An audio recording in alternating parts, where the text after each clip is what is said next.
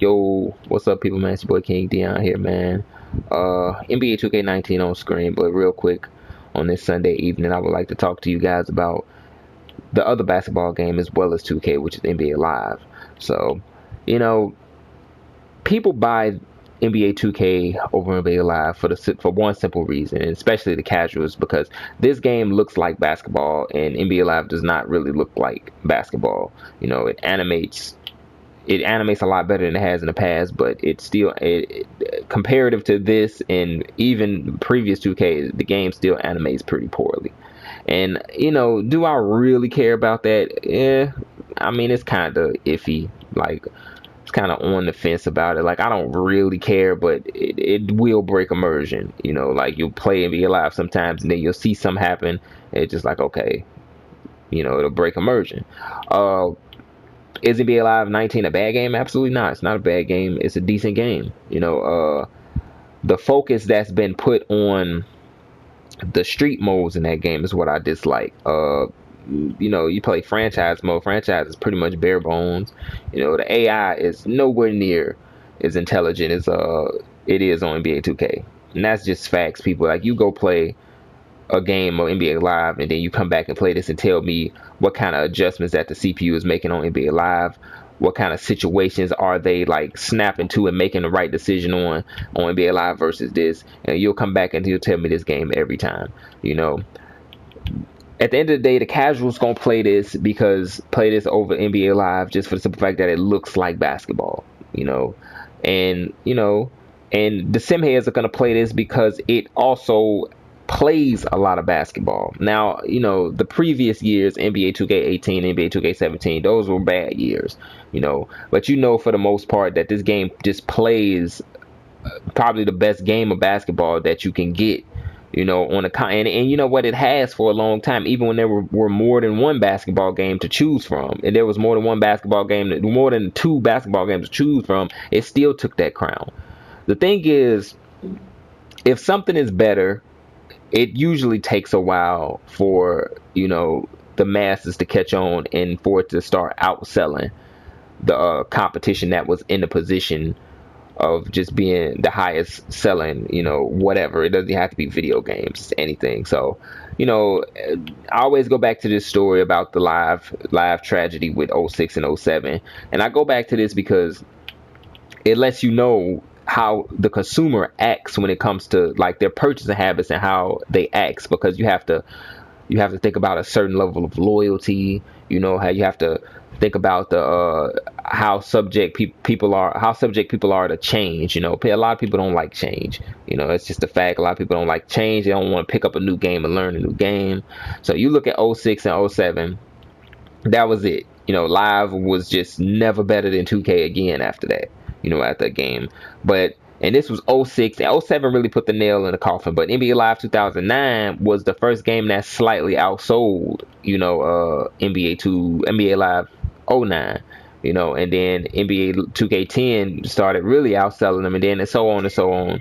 It just became, NBA 2K was just very dominant. But it took the consumers. I mean, the first game that was really better than NBA Live, if we want to be like completely honest, dude, was decisively better, was NBA 2K5.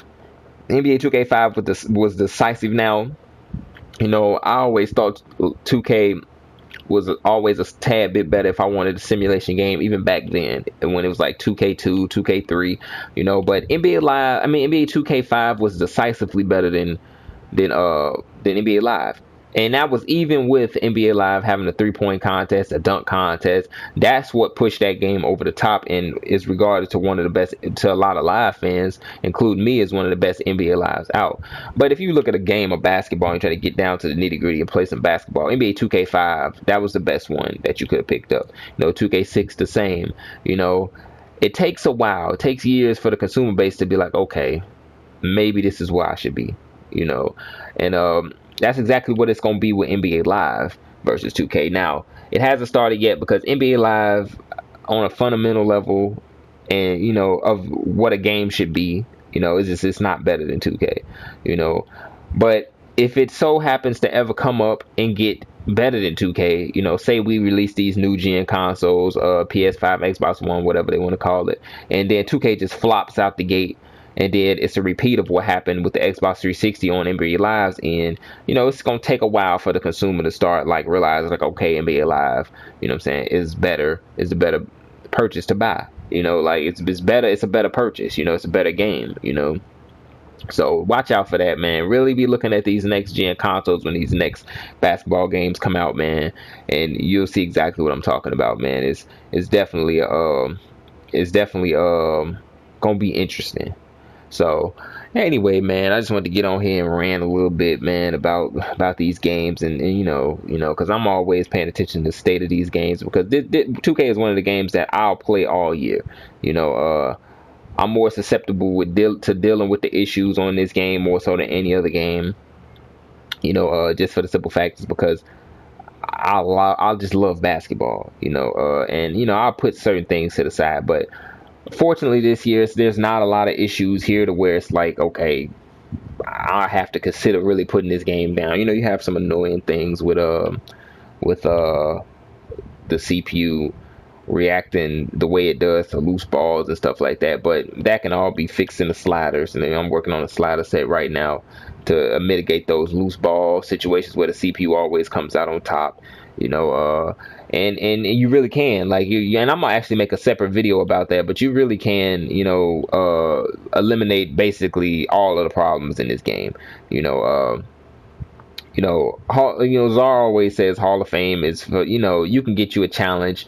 Long as you're willing to play basketball, you keep it, you adjust certain sliders to make it difficulty, but just adjust the sliders. Never like, if you looking for a challenge because you too good, just adjust the shooting sliders, dude. Don't ever like sit here and adjust the go up in difficulty levels, because that's just never the case, because then you get a whole bunch of iffy things start happening on the court, and you know, CPU always coming away with loose balls and stuff like that. You know, you missing layups, and then they making pretty much everything. You know, it's just, that's not a good way to play a simulation basketball game. But anyway, man, rant is over, man.